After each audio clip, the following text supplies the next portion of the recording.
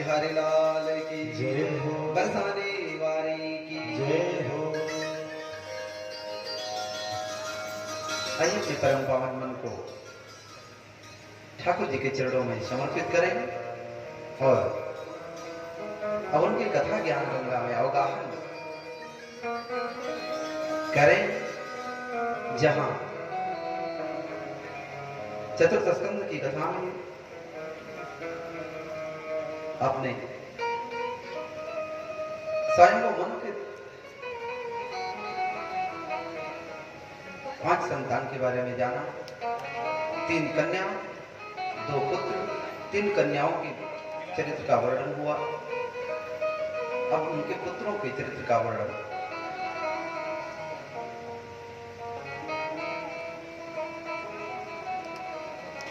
दो बेटा जो है स्वयंभू मनु की, उनका नाम है उत्तानपाद और प्रियव्रत। राधे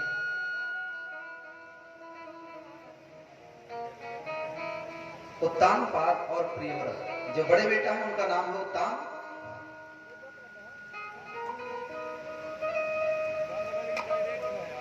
उत्तानपाद का अर्थ किया है भागवत में कि जिसका पैर मां के पेट में भी ऊंचा हो और जन्म लेने के बाद समाज में भी ऊंचा हो।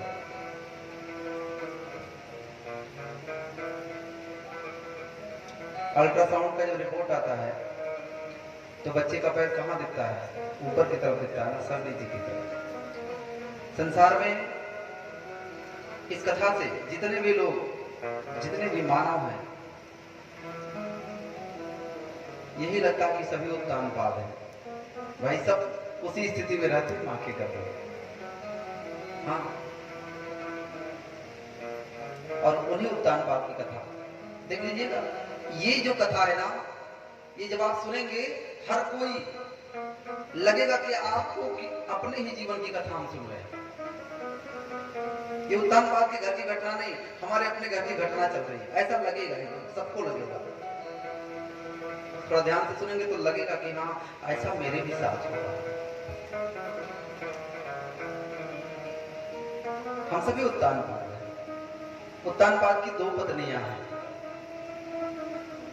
एक है सुनीति और दूसरी है सुरुचि।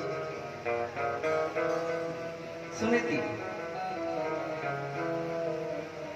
हमारी भी 2 पत्नियां हैं, एक सुनीति और एक सुरुचि। सुनीति क्या है? जो हमें परमात्मा के मार्ग पर धकेलती है। अंदर अंतरात्मा की जो आवाज हमें परमात्मा की तरफ प्रेरित करती है कि चलो पूजन करो, जप करो, परमात्मा का ध्यान करो, कथा करो। ये सुनीति धकेलती है। सुनीति की देन है कि आज हम इस व्यासपीठ पर विराजमान होकर आपको कथा सुना रहे हैं। ये सुनीति की देन है। अगर ये सुनीति हमारे जीवन में नहीं होती तो शायद हम इस मार्ग पर नहीं चलते। और दूसरी पत्नी है सुरुचि, जो कहती छोड़िए कथा वथा, क्या रखा है इसमें, है? कथा वथा में क्या है? अरे ये जीवन मिला है मनई का, है? दुनिया का रस पानी खूब बढ़िया से खाओ पियो, मौज मस्ती करो, डीजे बज रहा है तो नाच लो, अजी भर के सोई लो, और जौन हो तुम देखा जाएगी। फिर मनई दैया दोबारा मिले ना मिले, है ना? मौज मस्ती के लिए कौन प्रेरित करता है?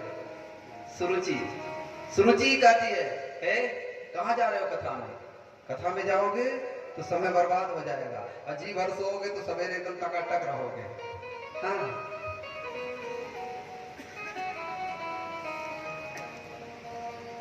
कई लोगों के मन में प्रेरणा आ रही होगी कि चल करके, भले ही दूर है, चल करके कथा सुननी चाहिए, बस सुरुचि हावी हो जाती होगी। अरे कहाँ जाओगे, इतना दूर चल के जाना पड़ेगा, मेहनत लगेगा, जाते जाते थक जाओगे तो कथा क्या सुनोगे? सुरुचि रोक देती है। सुरुचि हमेशा सत्कर्म पर चलने से हमें बाधित करती है। दोनों ये विचारधारा हमारे मन में आती है कि नहीं आती? सही से बताइएगा। कभी अच्छा करने का मन आता है कि नहीं आता है? और कभी बुरा भी करने का मन करता है। ये काम करते भले बुरा, बुरा काम करने का प्रेरणा हमें सुरुचि देती है और अच्छा कार्य करने की प्रेरणा हमें सुनीति देती है। हम सबकी भी दोनों पत्नी, और यही दोनों सबको चलाती हैं। हम सबकी गाड़ी के दोनों पहिए हैं। हाँ? अब यहाँ ड्राइवर के हाथ में सब कुछ है। अब ड्राइवर कैसा है? अगर नौसिखिया होगा तो ले जाकर के एक्सीडेंट करा देगा, और अगर बढ़िया पारंगत होगा इस गाड़ी का ड्राइवर तो वो मंजिल तक पहुंचा देगा। अब हमारा ड्राइवर शैतान है कि हमारा ड्राइवर भगवान है, हमको तय करना है। उत्तान पाद की दो पत्नियां, पहली पत्नी है सुनीति। सुनीति उतनी प्यारी नहीं है, और सुनीति सबको प्यारी भी नहीं लगती। कलयुग में तो सुनीति किसी को प्यारी नहीं लगती महाराज। लाखों में एक आध की बात छोड़ दीजिए, बाकी सुनीति किसी को, सुंदर नृत्य किसी को प्यारी नहीं लगती। अब इस सत्य बात कह दिया जाए तो अपने परिवार वाले ही खिलाफ हो जाते हैं। कोई सच्ची बात अगर बोल दिया जाए तो परिवार वाले ही खिलाफ हो जाएंगे, अरे बड़ा सत्यवादी हो गए। सुनीति को स्वीकार नहीं करना चाहता, इसलिए सुरुचि कलयुग में हावी हो गई। उत्तान पाद का भी सुनीति से मन ज्यादा नहीं मिलता था, इसलिए वो सुरुचि को बहुत ज्यादा श्रेय देते थे। और सुनीति जब रहती थी घर में तो सुनीति बड़े सवेरे उठ करके अपने पति के, अपने बड़े बुजुर्गों को प्रणाम करती थी, घर की साफ सफाई करती थी, मंदिर की साफ सफाई करती थी, प्रातः ही स्नान करके मंदिर में भगवान की सेवा करती थी, पूजा की घंटी, आरती की घंटी बजती थी घर में। लेकिन जैसे ही सुरुचि को ब्याह करके लेके आए उत्तान पाद, दरवाजे पर पहुंची सुरुचि, और जब सुनीति रानी को पता चला कि हमारे पति दूसरी पत्नी लेके आए हैं, तो आपसे बताएं सुनीति का भाव।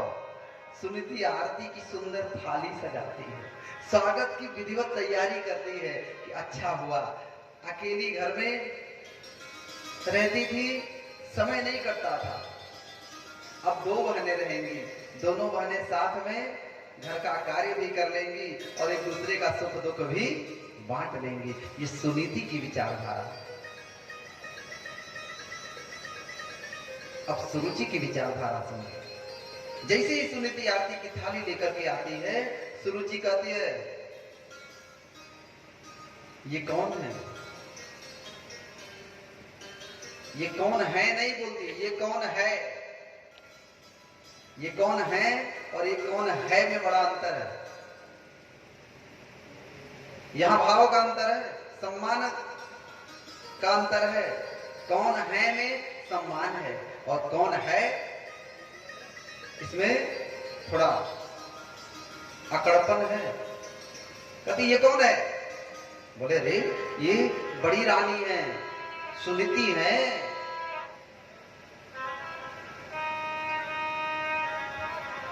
ये सुनीति है, बड़ी रानी है। बोले इससे क्या हुआ?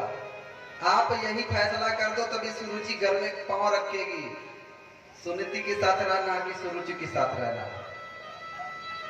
अब क्योंकि सुरुचि बड़ी सुंदर है, देखने में गोरी चमड़ी है, चेहरा वगैरह बहुत बढ़िया भगवान ने बनाया है, शरीर बहुत सुंदर बना दिया है, देखने में श्रृंगार भी बहुत अच्छा करती है। हाँ?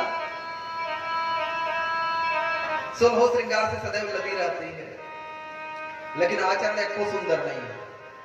फिर भी ये दुनिया हमेशा सुरुचि को ही ज्यादा चाहती है। आज का समाज देखिए, शादी विवाह तय करता है अपने बच्चों का, तो लड़के वाले जाते हैं तो पहले लड़की वाले को यही देखते हैं, लड़कियां को देखते हैं कि लड़की गोरा बा कि नहीं। अगर गोरी नहीं है तो चाहे गुड़ की खान हो तो भी स्वीकार नहीं होगी, और अगर गोरी है और गुड़ की भंडार है तो भी राधे राधे चलने वाली है। संसार में परमात्मा ने जिसको बनाया है जैसा, अगर वो हमारे जीवन में पहली बार आ रहा है तो प्रभु की प्रेरणा से आ रहा है। प्रभु की प्रेरणा से ही पहली बार कोई घटना आती है, चाहे लड़की देखने जाइए, चाहे पंडित जी से मिलने जाइए। जो पहली बार सानिध्य में आता है वो भगवत प्रेरणा से आता है, और दूसरी बार जो आता है हमारी बुद्धि का प्रेरक होता है, बुद्धि प्रेरित करके ले जाती है, भगवान की बात ना मान करके। और जहां हम अपनी बुद्धि लगाते हैं फिर हमें पछताने के अलावा कुछ मिलता नहीं है। अब गोरी खोजे तो फिर भले और की खाना झेलना तो पड़ेगा भाई। माया की बजरिया से जो खरीद के लेके आए हैं मायावती को, तो मायावती का तो सब कुछ झेलना ही पड़ेगा, सहना पड़ेगा। आजकल के बच्चे उत्तानपाद की तरह भी व्यवहार कर रहे हैं।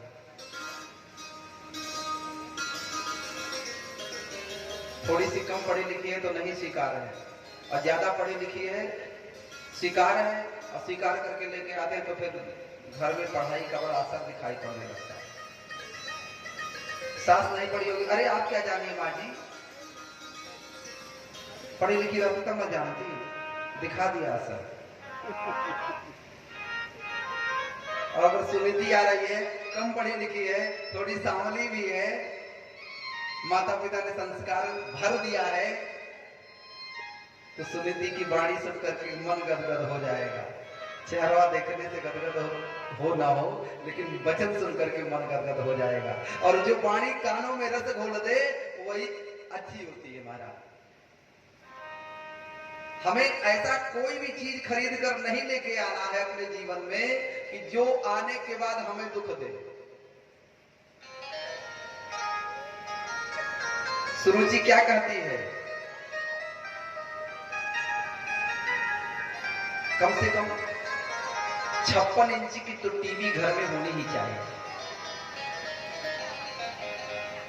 और गद्दा जो है, बिस्तर जो है, वो कम से कम 12 इंच मोटा होना चाहिए, जिस पर गिरो तो फिर सीधा 6 इंच अंदर। ये सुरुचि कहती है। और सुनीति कहती है कि नहीं नहीं,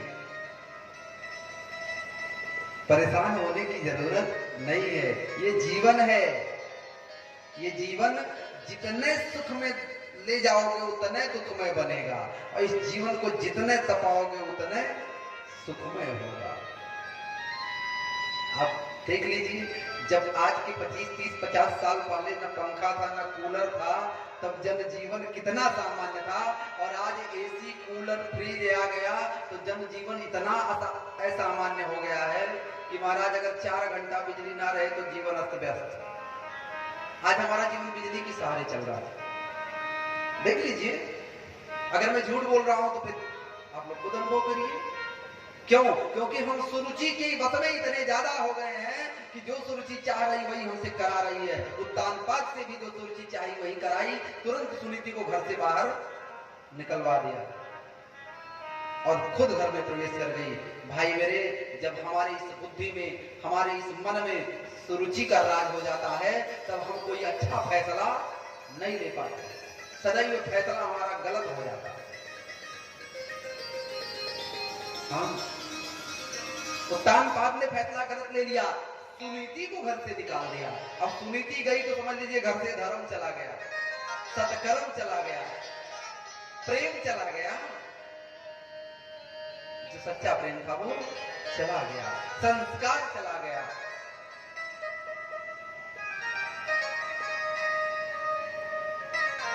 और उत्तानपाद बस में इतना हो गया, रोक नहीं पाया, एक पर्णकुटी में जाकर के निवास करने लगी सुनीति। और भाई मेरे, सुनीति चाहे घास फूस की झोपड़ी में रहे और चाहे संगमरमर के महल में रहे ना, वो जहां रहती है घर को स्वर्ग बना लेती है। मड़ैया इतना बढ़िया सजाई है, ऐसे लगता है जैसे ठाकुर द्वारा है, इतना सुंदर। अब जानते हैं, अगर कोई गुरु आता है, कोई संत आता है, तो सुनीति की मड़ैया में आता है। लोग मिलने सुनीति की मड़ैया में जाते हैं, लेकिन सुरुचि से मिलने नहीं आते। कौन? जो सत्पुरुष है। चापलूस करने वाली महिलाएं, भाई गांव में, महल में बहुत सी चापलूस महिलाएं उजा करके सुरुचि का पांव दबाती, महारानी आप बैठी रहिए, आपको सब बेड पे मिलेगा। इतनी चापलूस है। अरे सुनीति बहुत गड़बड़ थी, कभी कुछ हम लोगों को देती नहीं थी, दाल गलने लगा, कई लोगों का दाल गलने लगा। अब क्या करते हैं, घर के कमरे में पड़ी रहती सुरुचि, और चापलूसी करने वाली महिलाओं का राज हो गया घर में, उथल पुथल मच गया जीवन में, रोज कलह मचा हुआ है। सुख का पानी उत्तान पाद के नसीब में नहीं है। उत्तान पाद अगर गलती से एक दिन बिना पूछे बिस्तर से उठ गए तो उत्तान पाद की खैर नहीं मारा, और गलती से भी अगर कदम घर से बाहर निकाल दिया, कहां गए थे, गए थे उससे मिलने ना, जबकि नहीं जा रहे हैं, लेकिन उसी से मिलने गए थे, शक पूरा का पूरा भरा है। लेकिन उत्तान पाद के अंदर इतनी हिम्मत नहीं है कि वो सुरुचि का विरोध कर सके। क्यों? क्योंकि वो पूरी तरह से अपनी आत्मा को उनके बस में कर चुके हैं। ऐसे ही गलत भावना पे गलत भावना, गलत भावना पे गलत भावना हमारे मन में आता रहता है, लेकिन हम मन को डांट नहीं पाते। क्यों ऐसा हमको करने के लिए मजबूर करेंगे? क्योंकि हम फंस चुके हैं, ऐसे फंस चुके कि निकल नहीं सकते महाराज। उत्तान पाद रोए जा रहे हैं, रोने से क्या होगा? काबर खा जब कृषि सुखाने, काबर खा जब कृषि सुखाने, काबर खा जब कृषि सुखाने, काबर खा जब कृषि सुखाने, समय चुके उनका पछताने, समय चुके उनका पछताने, समय चुके उनका पछताने, समय चुके उनका पछताने, काबर खा जब सुखाने, काबर खा जब सुखाने। और सुनीति के मड़ैया में ना रोज पूजा चल रही है, आरती चल रही, संत सेवा, गुरु सेवा, ब्राह्मण सेवा। गर्भवती थी सुनीति जिस समय घर से निकाली गई थी, गर्भवती थी। और शास्त्र कहता है कि गर्भवती स्त्री चाहे कितनी ही गलती क्यों ना कर दे, उसका त्याग नहीं करना चाहिए। बहुत बड़ा पाप किया है उत्तान पाद ने अपने जीवन में, और पाप का प्रायश्चित तो दुख उठाना ही पड़ेगा। संतों के आशीर्वाद से एक सुंदर पुत्र रत्न को जन्म दिया है सुनीति ने। उसका नाम संतों की प्रेरणा से ध्रुव रखा गया। संतों ने बताया, ब्राह्मणों ने बताया, गुरुजनों ने बताया, देवी तुम्हारा ये जो बच्चा पैदा हुआ है ना, यह सत्य संकल्पी होगा। सत्य संकल्पी मतलब जो एक बार ठान लेगा उसको प्राप्त करके ही चैन लेगा। कहते ना, मैं ध्रुव सत्य बोल रहा हूं। अटल, ध्रुव माने अटल, नाम ध्रुव हो गया। अब मैया के साथ ध्रुव भी भजन करते हैं, संत सेवा करते हैं, और संतों के चरणों का अवगाहन, गुरुजनों के चरणों का अवगाहन, भगवान के चरणों का अवगाहन करने वाले के जीवन में सत संस्कार परिपूर्ण होते हैं। धीरे धीरे एक सुंदर संस्कार का बीज बो दिया गया ध्रुव के जीवन में। अब उसी से फल फूल रहे हैं ध्रुव जी महाराज। और एक बार एक संत महात्मा आए, कुटिया पर खूब सेवा किया सुनीति मैया ने। संत उसकी सेवा से प्रसन्न हो गए और प्रसन्न होकर के कहे, मां देवी वरदान, मां क्या चाहिए? सुनीति ने कहा, देना चाहते हैं ना तो हमारी जो एक और बहन है महल में, सुरुचि, उसको बेटा हो जाए, उसको भी बेटा हो जाए। कई वर्ष हो गए नहीं हो रहे हैं, उसको बेटा। बोली, पागल है तू क्या? जिसके वजह से तुझे राजमहल से निष्कासित किया गया, तो उसके लिए पुत्र सुख मांगती है, कैसी बावरी है तू?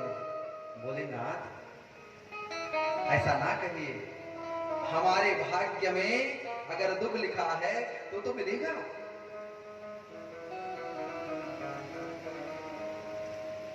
नहीं को काहू दुख सुख कर दाता, नहीं को दुख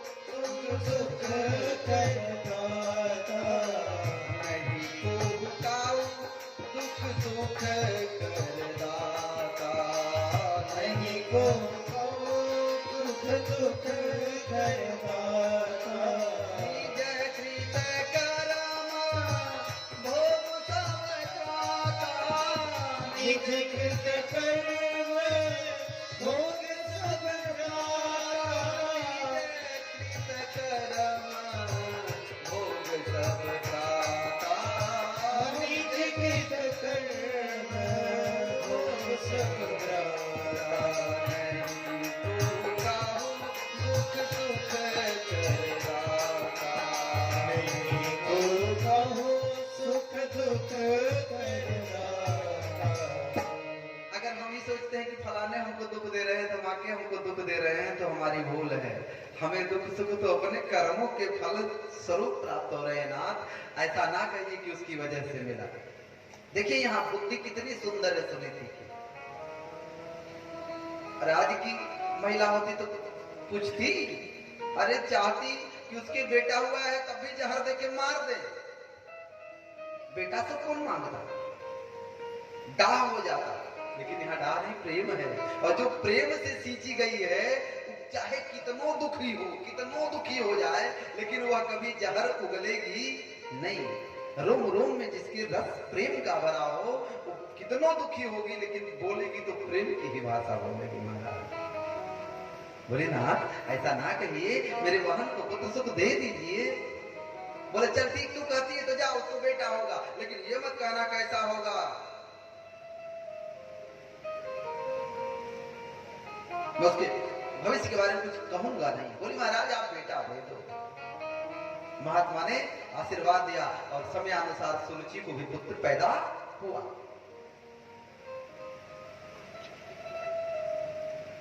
एक दिन अपने पुत्र को लेकर के उत्तानपा दूसरी वाली पत्नी सुरुचि की बेटा को लेकर के, जिसका नाम उत्तम है, उत्तम को लेकर के गोद में दुलार कर रही है। ध्रुव जी महाराज देखे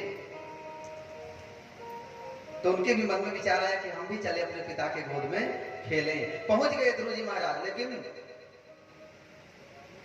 उत्तानपाद ने ध्रुव जी को देख करके भी उनको गले से नहीं लगाया।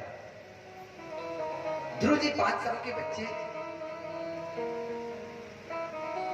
ध्रुव जी ने सोचा कि हमारे पिताजी हमको नहीं बुला रहे हैं तो क्या हुआ, हम ही चल करके अपने पिताजी के गोद में बैठ जाते हैं। और छोटे बच्चों का देखिए, अगर तरुपरिया हो गए 2-3 साल के अंदर में, तो अगर छोटा वाला माँ की गोद में है तो दूसरा वाला बड़ा वाला पहले कहता नहीं हमको भी जाना है, इन्हें हटावा। हाँ इनको हटाइए, तो जिद होता है। तो ध्रुव जी महाराज के अंदर भी वही थोड़ा सा आ गया भाव, अरे इनको हटाइए पिताजी, हमको बैठा लीजिए। और तब तक सुरुचि आई, हाथ पकड़ करके झटक करके उधर कर दी, दूर हट। कहां जा रहा है? बोले अपने पिता के गोद में बैठूंगा। बोले जानता है तू कौन है? तुझे पता भी है? तू दासी पुत्र है, तेरी माँ नौकरानी है, रानी तो मैं हूं, और राज सिंहासन पर रानी का बेटा बैठता है, मेरा उत्तम बैठेगा। ध्रुव ने कहा ऐसा क्यों कहती हो?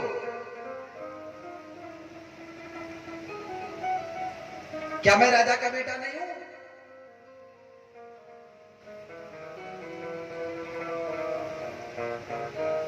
बोले राजा का बेटा है तो क्या हुआ, लेकिन तू मेरी कोख से जन्म तो नहीं लिया है।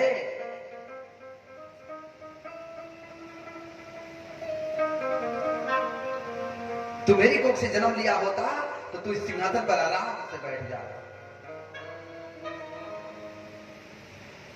ध्रुव जी महाराज जैसे किसी सांप को डंडा मार दिया जाना और वो फुफकार मारे, वैसे लंबी लंबी सांसें लेने लगे, मारे क्रोध में। अगर तू सिंहासन पर बैठना चाहता है ध्रुव, तो जा परमात्मा का भजन कर और उनसे भजन के फल स्वरूप वरदान मांग। वरदान के स्वरूप कहना कि मुझे सुरुचि माँ के गर्भ से जन्म दे दीजिए, जब तुझे मैं पैदा करूंगी तब तू सिंहासन पर बैठने के योग्य होगा, काबिल होगा। आंखों में आंसू भर करके ध्रुव जी महाराज अपनी सौतेली माँ के बागवान से विद करके चले आ रहे हैं सुनीति मैया के पास। दौड़ते हुए आए और माँ को दोनों हाथों से पकड़ करके रोने लगे।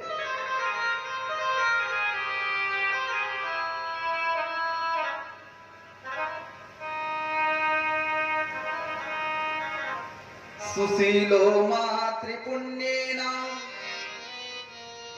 पितृपुण्येन चातुरः औदार्यं वंशपुण्येन आत्मपुण्येन वैभवम्। माता पूछती है बेटा क्यों रो रहा है, क्या हो गया? लेकर के गोद में दुलार करने लगती है। किसी ने तुझे मारा? बेटा अगर किसी ने तुझे मारा तो बता, तेरे पिता तो उसे सजा करेंगे, दंड दिलवाऊंगी। रोना नहीं बेटा, क्या हुआ बता। भाई मेरे, जिसकी माता सुनीति होती है ना, उसका बेटा सुशील होता। माता पिता के आचार विचार तो बालक में आ ही जाते हैं। बालक बोलता है, रोता है, बोलता नहीं खाली रोता है। सोचता है कैसे कहूं कि मेरी मां का तिरस्कार हुआ है राजमहल में, कैसे बोलूं? अगर बोलूंगा तो माता पिता की निंदा हो जाएगी और माता पिता की निंदा से पाप लग जाएगा। ध्रुव जी सोच रहे हैं कैसे बोलूं, क्या बोलूं। तब तक एक दासी आई। दासी ने सारी कथा सुना दिया। अब ध्रुव जी को थोड़ा बल मिला बोलने का। ध्रुव जी ने कहा, सौतीली माँ ने मुझे ऐसा कहा मैया, जिसे सुन करके मेरा कलेजा जल रहा है, हृदय फटा जा रहा है। ऐसा क्यों बोली वो? उनसे मैं बदला लूंगा। तुरंत जैसे बदला कहे ना, माँ ने तुरंत मुंह पर हाथ रख दिया। बेटा ऐसी अनुचित वाणी नहीं बोलते। मां मंगलम तातु परे सुमंथा। तात ये अमंगल की वाणी नहीं बोला जाता। ध्यान दीजिएगा माता लोग, जब भी बेटे के मन में, बच्चे के मन में कभी क्रोध में आकर के कुछ उल्टा बोलने का मन करे ना, उसके मुंह को बंद कर देना और कह देना कि बेटा ये वाणी तुझे शोभा नहीं देती। ऐसा नहीं बोलना चाहिए। हाँ, और अगर नहीं रोका गया तो ये निश्चित मान लीजिए कि फिर बेटा बिगड़ जाएगा, फिर हाथ में आएगा नहीं। रोकना चाहिए। माँ ने रोका, नहीं नहीं बेटा ऐसा नहीं बोलते, ऐसा बोलेगा ठीक नहीं है। ये संस्कार मैंने तुझे नहीं दिया है मेरे लाल। और जानता है तू, अगर तेरी माँ ने ये कहा है कि तू परमात्मा का भजन कर, तो मुझसे अच्छी है तेरी वो माँ। मैं तो लाड़ दुलार में तुझे ऐसे पाल रही हूं कि तेरा भविष्य खराब हो जाएगा। मुझसे अच्छी है तेरी वो माँ जो तुझे परमात्मा का भजन करने के लिए कह रही है।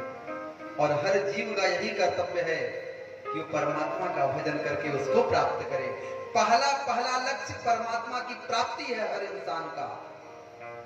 सांसारिक सुख तो दूसरी वरीयता है, वो सेकेंडरी है मैडम।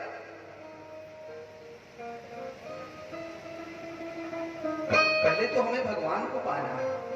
बेटा तू जा, और जानता है तू जिस भगवान को पाने के लिए तेरी माँ ने तुझको प्रेरित किया है ना, उस भगवान के चरणों में करोड़ों ब्रह्मांड बसते हैं और उनके एक ब्रह्मांड में तेरे पिता जैसे सिंहासन करोड़ों करोड़ों विराजमान हैं।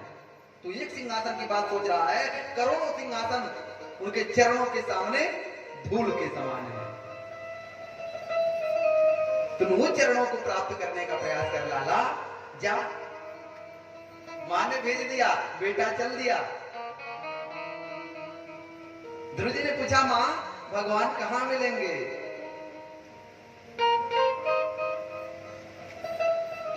माँ ने कहा, ये क्या पूछ रहा है लाल?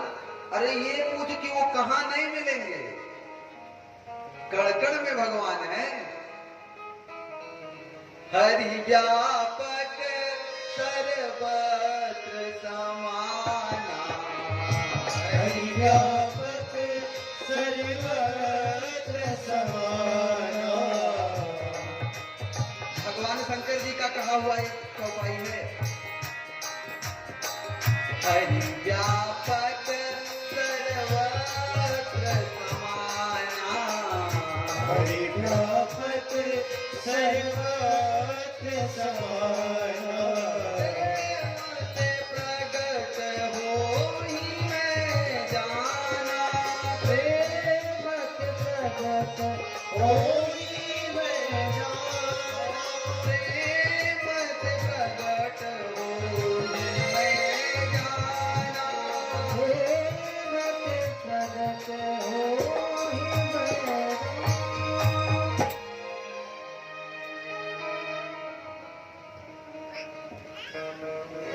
बेटा तुझे भगवान अगर मिल जाए ना तो भगवान से तो कुछ मांगना नहीं।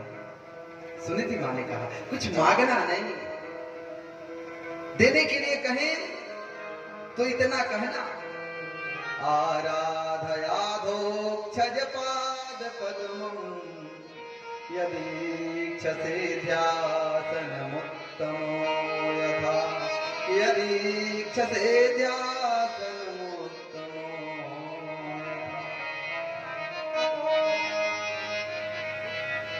बहुत उपदेश करती है, बहुत समझाती है बेटा अब तू वन में जा। ध्रुव जी कहते बेटा, ध्रुव जी कहते माँ तू मुझे वन में भेज रही है, तू मेरे साथ नहीं आएगी। सुनीति समझाती है मैं जानती हूँ कि तुम्हारे पिता मुझे नहीं मानते, लेकिन मेरा पत्नी धर्म कहता है, मेरा नारी धर्म कहता है कि पति चाहे कैसा भी हो पत्नी को उसका त्याग नहीं करना चाहिए।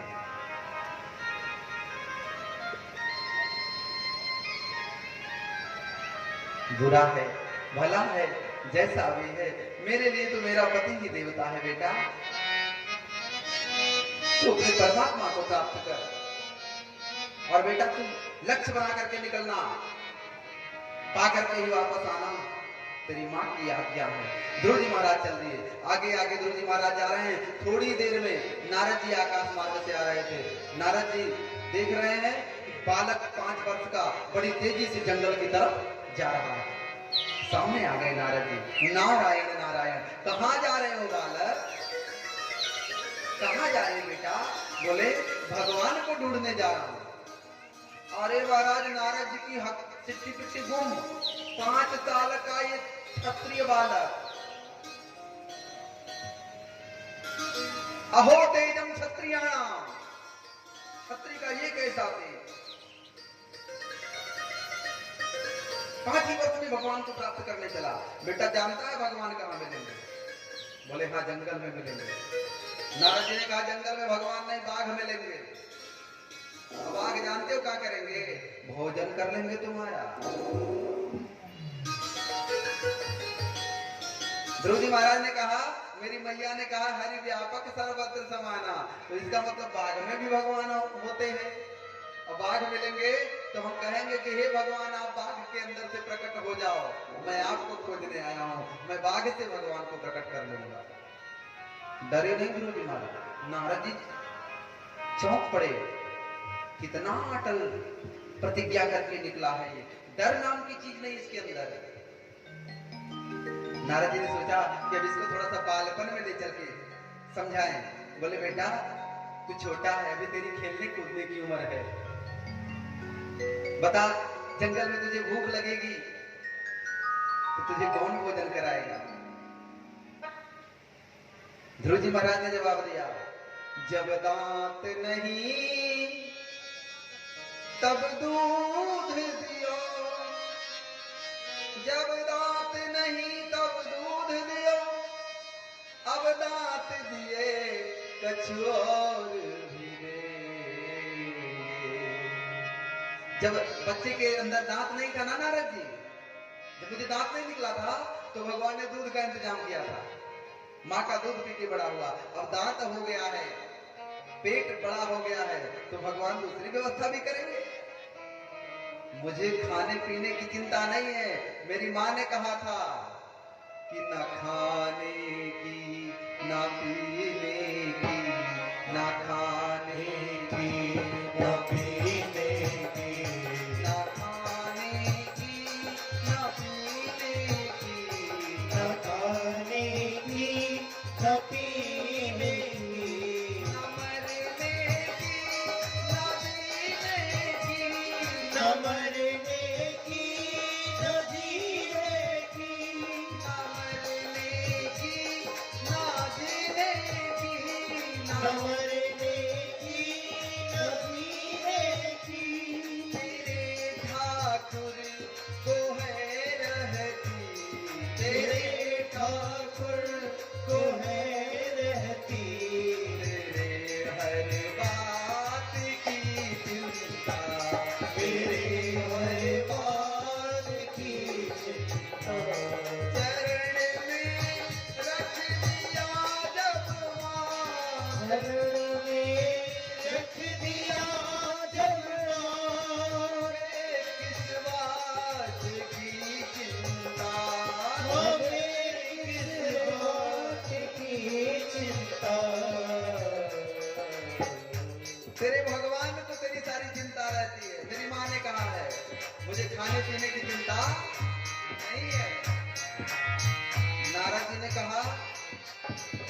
मानोगे नहीं? बोले नहीं मानूंगा। नारद जी बहुत प्रयास कर रहे घुमाने का। ध्रुव जी ने कहा आप सही सही बताओ आप कौन हो? बोले मैं देवर्षि नारद। ध्रुव जी चरणों में लौट करके प्रणाम किए और प्रणाम करने के बाद कहे नाथ पता नहीं मुझे संदेह हो रहा है, आप नारद नहीं हो सकते, आप नारद नहीं हो। ध्रुव जी ने कहा कि आप नारद नहीं हो। ध्रुव जी की बात सुनकर के नारद जी चौंक गए। अरे बोले अगर आप नारद होते तो मेरी माँ ने कई बार सत्संग में कहा है कि नारद जी जिसे मिलते हैं उसे भगवान से मिला देते हैं, और आप मुझे भगवान से मिलाने के उसके अलावा आप मुझे दुनिया की तरफ घुमाना चाहते हो, भगवान से मिलाने के बजाय दुनिया की तरफ मोड़ना चाहते हो। ये आपका स्वभाव नहीं है नारद। अगर आप नारद हैं तो वो उपाय बताइए कि कैसे मिलेंगे मेरे गोविंद, कैसे मिलेंगे मेरे मालिक, वो उपाय बताओ। नारद ने कहा बेटा गुरु के द्वारा मंत्र लिया जाता है, जब गुरु दीक्षा देते हैं तो उसी मंत्र को आश्रय लेकर के जप करके परमात्मा को प्राप्त किया जा सकता है। तेरे गुरु है कौन? ध्रुव जी ने कहा नाथ गुरु तो अभी तक रहे नहीं, अब आप मिल गए हो तो कहां जाएं गुरु खोजने? आप ही मंत्र दे दो। चरणों को पकड़ लिया, आप जब तक मंत्र नहीं दोगे छोड़ूंगा नहीं। अरे नारद जी तो चाह रहे थे कि ऐसा चेला हमको मिले। नारद जी का भी मन था कि चेला हमको मिल जाए। कभी कभी गुरु जी लोग चेला को देख करके उनको अपना बनाना चाहते हैं। हाँ, अगर बहुत प्रेमी भक्त है और सत्संगी गुरु है तो प्रेमी भक्त को चाहते कि अपना चेला हो जाता तो कम से कम अपने गोल का हो जाता। और सांसारिक गुरु है देख रहे हैं कि हाँ चकाचौंध भरी जिंदगी है चलवा की, अगर ये अपना हो जाएगा तो अपना भी काम बन जाए। जो जैसा होता है वैसे चेला खोजता है। नारद जी सत्संगी है और अटल सत्य अपने वचन पर टिका रहने वाला, गुरु की बात को कंठ में धारण करके उस पर सदैव चलने वाला ऐसा चेला कहाँ मिलता है दुनिया में। नारद जी ने अपने जीवन में 4 ही चेला बनाए। ध्रुव जी को मंत्र दिया, एक तो प्रहलाद चेला, दूसरे ध्रुव, 2 बालक और 2 बूढ़ा। बूढ़ा कौन कौन? एक व्यास जी और एक युधिष्ठिर जी महाराज। ये 4 चेला उनके रहे, चारों 1 नंबर वाले, कोई 2 नंबर नहीं, सब 1 नंबर वाले। हाँ। नारद जी चाह रहे थे कि हमसे मंत्र ले लेते। तुरंत नारद जी ने कानों में मंत्र दिया, कहा बेटा भगवान का पहले स्वरूप जान लो, कैसे हैं भगवान, भगवान कैसे हैं तो सुनो। शशंख चक्रम शकिरीट कुंडलम सपीत वस्त्रम सरसीरुहेक्षणम सहार वक्षस्थल कौस्तुभश्रियम नमामि विष्णु शिरसा चतुर्भुजम्। जिनके हाथ में शंख चक्र गदा पद्म विद्यमान है, सीने पर श्रीवत्स का चिन्ह है, गले में कौस्तुभ मणि है, पीतांबर धारण किए हुए मंद मंद मुस्कुरा रहे हैं,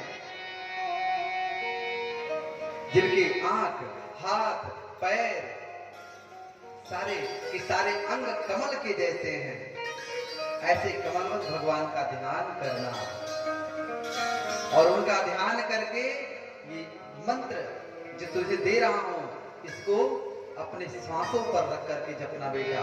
एक सांस भी बिना इस मंत्र के नहीं निकलनी चाहिए। मंत्र बड़ा सुंदर दिया, ओम नमो भगवते वासुदेवाय। आइए प्रेम से ताली की सेवा करते हुए इस मंत्र को गाएंगे। ओम नमो भगवते वासुदेवाय। ओम नमो भगवते वासुदेवाय। ओम नमो भगवते वासुदेवाय। ओम नमो भगवते वासुदेवाय। ओम नमो भगवते वासुदेवाय। ओम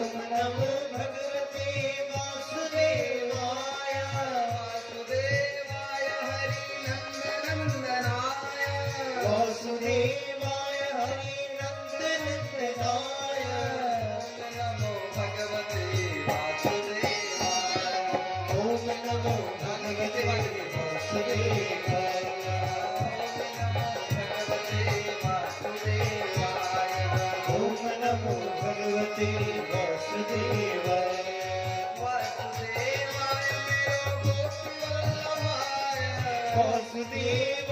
मेरो गोपी वल्लभाय वासुदेवाय मेरो गोपी वल्लभाय वासुदेवाय मेरो गोपी वल्लभाय वासुदेवाय मेरो गोपी वल्लभाय ओम नमो भगवते वासुदेवाय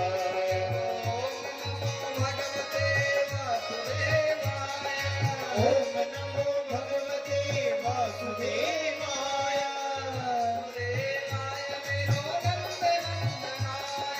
वासुदेवाय मेरो नंदनंदनाय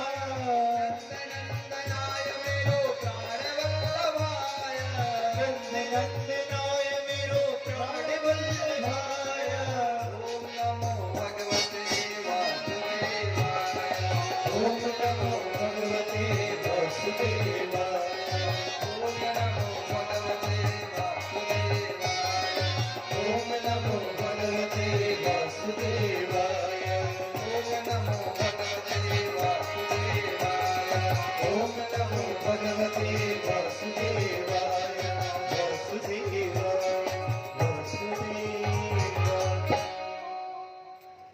मंत्र दे दिया, प्रभु का स्वरूप बता दिया और कहे बेटा बस इसी मंत्र को तुम अपने सांसों की माला पर चलाते रहना।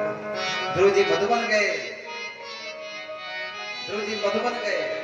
मधुबन में एक सरोवर में स्नान किया और एक वृक्ष के नीचे बैठ करके गुरु जी के द्वारा, नारद जी के द्वारा दिया हुआ ये मंत्र बैठ करके जपने लगे। प्रथम महीना चल रहा है महाराज। पहले महीने में लिखे हैं कि 3 दिन तक ध्रुव जी एक आसन पे बैठे रहते। त्रिरात्रांते कपित्थ बदराग।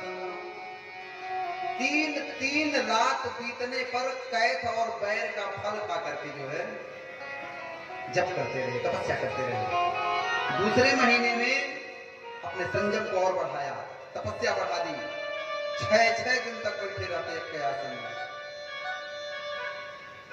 और 6 दिन के बाद सूखे पत्ते खा करके, पेड़ से जो पत्ते गिरते थे वही सूखा पत्ता खा करके ध्रुव जी महाराज जप कर रहे हैं। तीसरा महीना आया तो 9 दिन तक संयम बढ़ा दिया, तपस्या बढ़ गई। 9 दिन के बाद जल पी करके तपस्या कर रहे हैं। तपस्या पर कोई असर नहीं आ रहा, तपस्या बढ़ रहा है।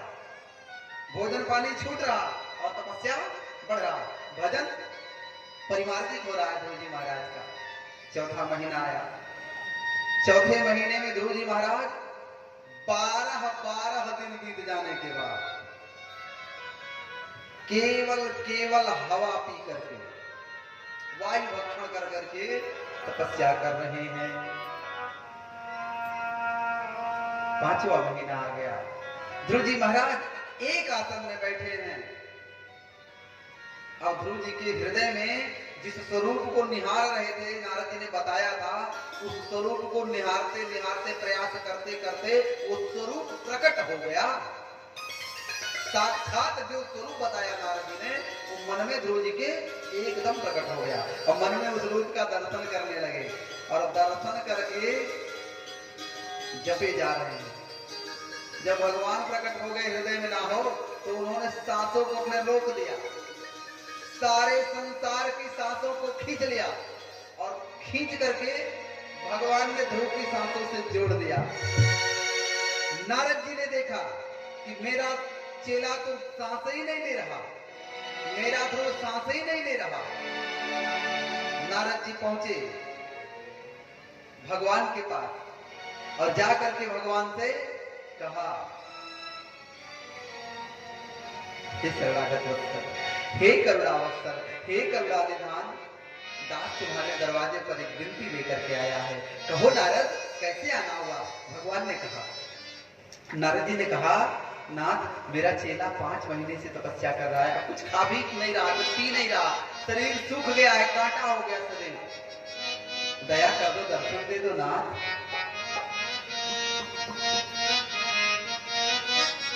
विनती कर रहे हैं, थोड़ा जल्दी कर दो।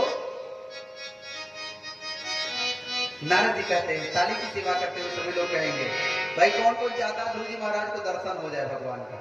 सब लोग चाह रहे हैं ना? मान लीजिए हमारे और आपके घर का बच्चा तपस्या कर रहा हो, तो हम लोग विनती करेंगे कि नहीं उसके लिए?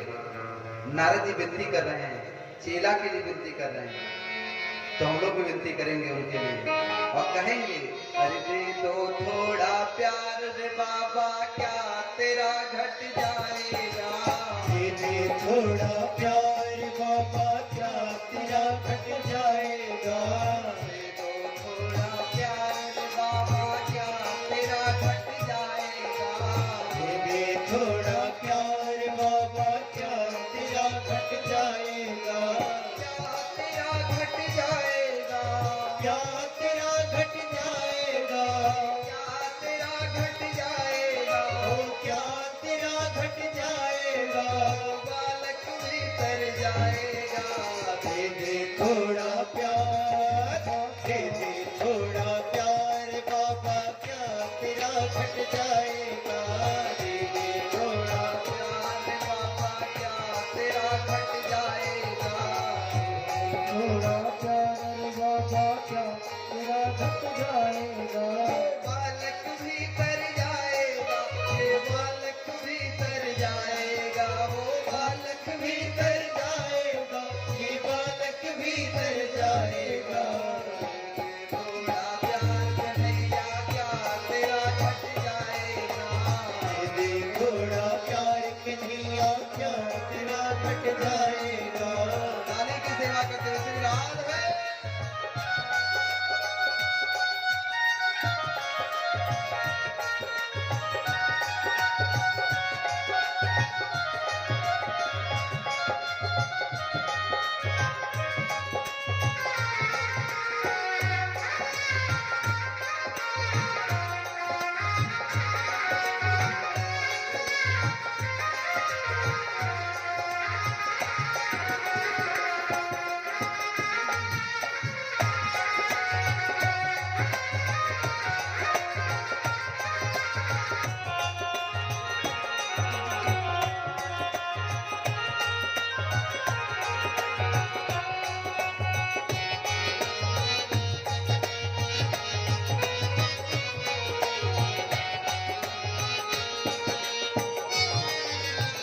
नारद जी कहते हैं, घर दे दिया तुमने उसको सहारा नाथ, घर दे दिया तुमने उसको सहारा ना,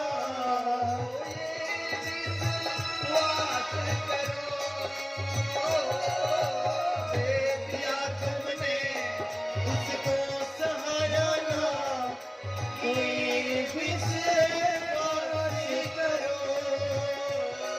घर दे दिया तुमने उसको सहारा नाथ, तो वास करो। दे दिया तुमने उसको सहारा ना, तो ये विश्वास करो।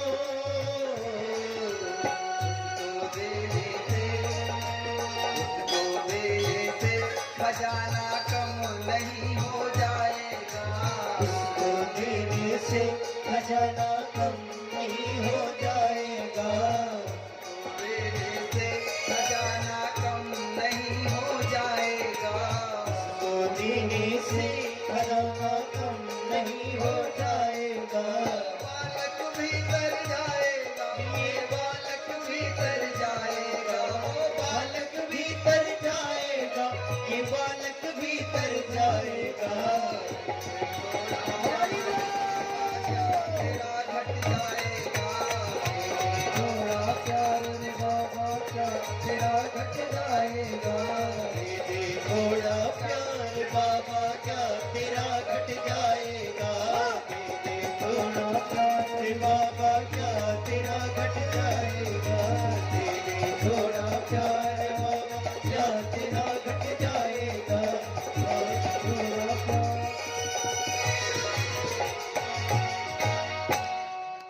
नारद जी विनती कर रहे हैं।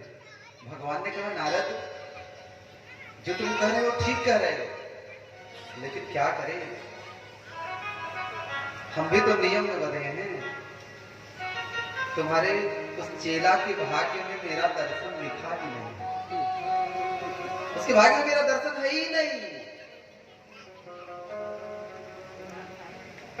बोले नाथ कैसी बात कर रहे हैं, चेला मेरा मर जाएगा नाथ, बिना दर्शन करे आपका वो अपना तप बंद नहीं करेगा, वो बहुत दृढ़ संकल्पी है, वो छोड़ेगा नहीं भजन आपका, मर जाएगा तो नाथ मुझे बदनामी हो जाएगी, ये बदनामी हो जाएगी। आज तक मेरा नाम है कि जिसको नारद मिले उसको भगवान मिला, और अगर आज आप उसको नहीं मिले तो मुझे कलंक लग जाएगा, उसके भाग्य में नहीं सही, मेरी वजह से तो कम से कम दर्शन दे दीजिए। बोले नारद मैं मजबूर हूं। नारद जी ने कहा मेरे भजन का कोई मोल नहीं, भक्त दरवाजे पर आपके आगे नाक रगड़ रहा है, गिड़गिड़ा रहा है, कोई मोल नहीं। आप तो दया के सागर कहे जाते हो, करुणा के सागर कहे जाते हो, कहां चली गई आपकी दया, कहां चली गई आपकी करुणा। अपने चेला के लिए गुरु भगवान से लड़ रहे हो। जिसके जीवन में सच्चा गुरु मिल जाए ना, वो भगवान से भी अपने शिष्य के लिए भिड़ जाते हैं। जब तक गुरु की जान में जान है, चेला के ऊपर आंच नहीं आने देते। नारद जी ने कहा क्या वह स्वभाव पहला सरकार अब नहीं है, क्या वह स्वभाव पहला सरकार अब नहीं है, क्या वह स्वभाव पहला सरकार अब नहीं है। तीनों के वास्ते क्या, तीनों के वास्ते क्या दरबार अब नहीं है, तीनों के वास्ते क्या दरबार अब नहीं है। क्या वह स्वभाव पहला सरकार अब नहीं है। क्या वह स्वभाव पहला सरकार अब नहीं है। काली की सेवा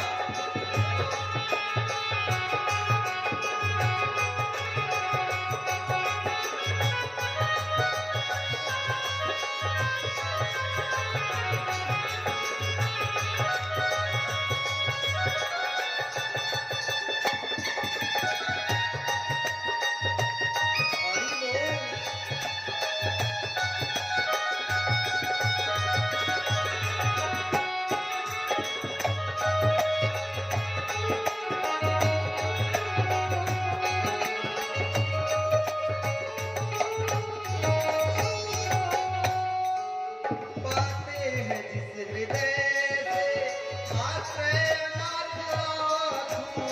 आते हैं जिस हृदय से आते अनाथ लाखों। नाथ जिस हृदय में लाखों अनाथ आश्रय पाते हैं,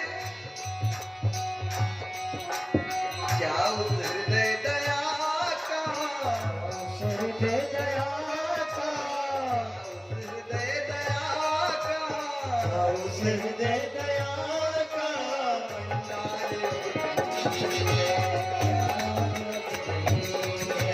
क्या उस हृदय सरकार अब नहीं है। क्या वह स्वभाव पहला सरकार अब नहीं है। जय हो श्री राधे। हरि बोल।